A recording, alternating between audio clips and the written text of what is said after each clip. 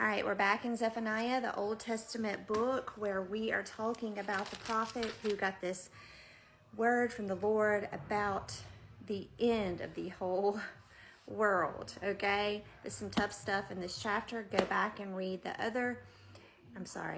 listen to the other videos about this chapter, but definitely open your Bible, read the first chapter. That's what we're in. We're wrapping up the first chapter today. I'm going to skim over verses 12 through 18. Some tough stuff in here. It is some tough words in here that God gives the day of the Lord, and it's going to be a brutal day.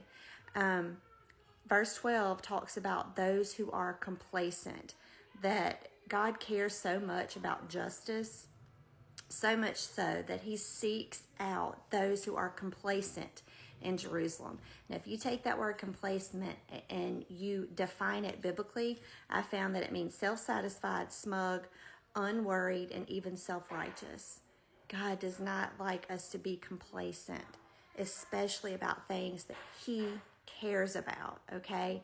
And it also talks about those who are indifferent. What does that mean? That means just basically a lack of care about life. Going into verse 13, it talks about, their wealth will be plundered.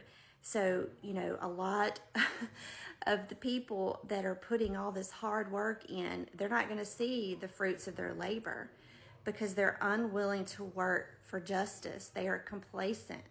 They're indifferent. And then it goes on in 14 and 15 to talk about the day when the mighty warrior is coming. You're going to hear the battle cry. And it's going to be a lot of distress here in the city. Distress on all people. They will grope about like those who are blind because they have sinned against the Lord. That's verse 17. And it wraps up in verse 18. In the fire of his jealousy, the whole earth will be consumed, for he will make a sudden end of all who live on the earth. So basically, we should not be complacent. We should care about the things that God cares about. And one of those things is justice.